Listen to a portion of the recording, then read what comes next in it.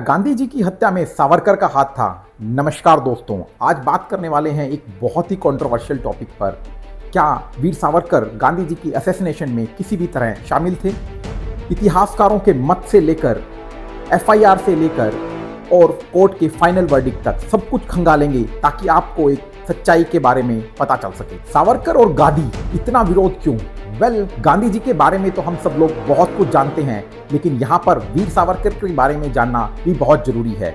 वीर सावरकर देश के एक बड़े स्वतंत्रता सेनानी रहे हैं और हिंदू राष्ट्र के एक समर्थक भी रहे हैं।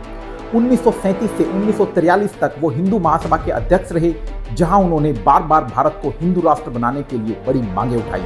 सावरकर और गांधी जी की आइडियोलॉजी में बड़ा डिफरेंस था। जहां गांधी अहिंसा को एक बहुत बड़ा हथियार मानते थे, वहीं सावरकर का कहना था देश की स्वतंत्रता और हिंदू की रक्षा के लिए हिंसा का मार्ग जरूरी है।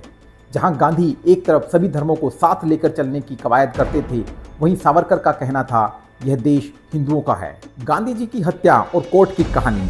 30 जनवरी 1948 जब गांधी जी एक प्रार्थना में शामिल होने के लिए जा रहे होते हैं, तो नारायण विनायक गोडसे गांधी जी को 3 गोलियां मारकर उनकी हत्या कर देते हैं।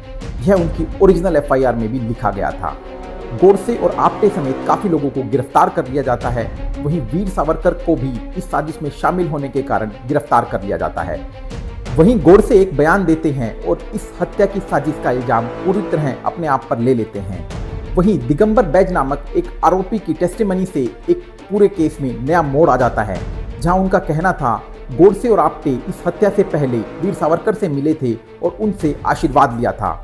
सरदार पटेल भी इस बारे में नेहरू को एक पत्र लिखते हैं, जहां वो कहते हैं कि एक कट्टरपंथी संस्था हिंदू महासभा इस पूरी साजिश के पीछे शामिल है, लेकिन वह भी इस बात की वकालत करते हैं कि पूरा फैसला कोर्ट के सबूतों के आधार पर होना चाहिए। 10 फरवरी 1949 को रेड फोर्ट स्पेशल कोर्ट का फाइनल वर्डिक्ट आता है, जिसमें गोडसे और नारायण आप्टे को दोषी पाया जाता है और मौत की सजा सुनाई जाती है।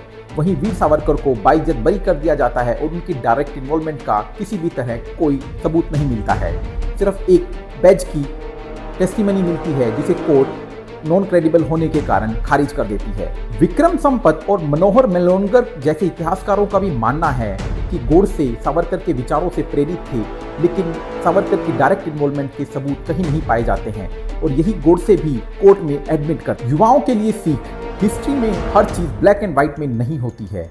गोडसे सावरकर के विचारों से प्रेरित था, लेकिन सावरकर का डायरेक्ट इन्वॉल्वमेंट का कोई सबूत नहीं मिलता है।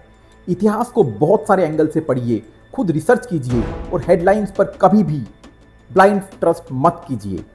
आप क्या